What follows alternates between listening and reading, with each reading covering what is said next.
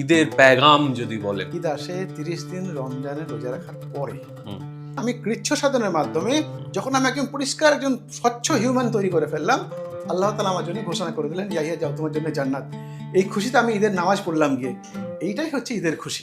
Basic principles of Islam যদি বলতে হয়, কি কি আমাদের জানা প্রয়োজন? কমন সেন্সের বাইরে আপনি ইসলামে কিচ্ছু পাবেন না। ইসলাম সবসময় একত্ববাদ ঈশ্বরে বিশ্বাস করে এসছে। আমাদের গ্রামের হিন্দুদের দেখেছি তারা শনিবার মঙ্গলবার উপবাস করে এসছে, তারা কন্টিনিউ উপবাস করেন, বরং আমাদের চাইতে বেশি কঠিন উপবাস তারা করেন। এই নামাজ পড়ার সময় আপনারা কি বলেন?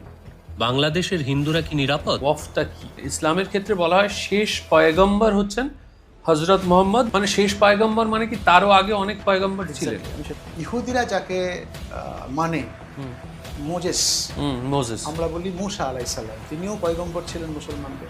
আমি অন রেকর্ড বলছি, মাজার হচ্ছে আন ইসলামিক। এর মধ্যে ইসলামের এর সঙ্গে কোনো রকমের সম্পর্ক নেই, দূরতম সম্পর্ক নেই। জিহাদ আসলে কি? এমন কিছু ঢুকিয়ে দেওয়া যাতে আপনি উত্তেজিত হয়ে, যেমন স্টেরয়েড নেওয়ার পরে মানুষ এক্সাইট হয়ে যায়, সেরকম হয়ে আপনি একটা কিছু খারাপ কাজ করে ফেলেন। ওরা আপনাকে শেখাবে কি?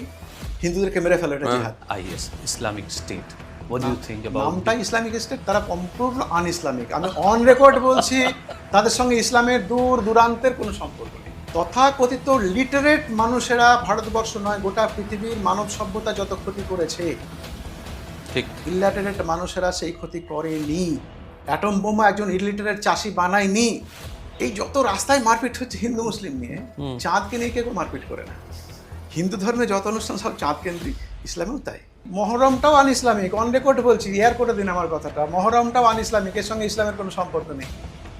হযরত মুহাম্মদ সাল্লাল্লাহু আলাইহি ওয়াসাল্লামের সময় মহরম ছিল না, তো মহরম এলো কোত্থেকে?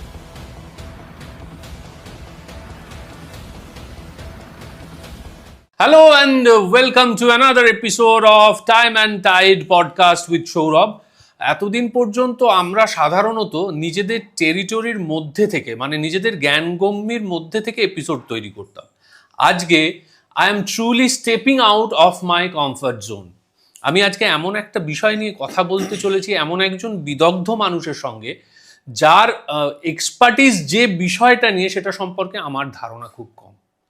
আজকে আমরা কথা বলতে চলেছি ইসলাম নিয়ে, ইসলাম ধর্ম নিয়ে, তার বিভিন্ন প্রিন্সিপালস নিয়ে এবং আরও অনেকগুলো বিষয় নিয়ে। তাই আজকের এপিসোডটা কিন্তু সম্পূর্ণ দেখতে হবে।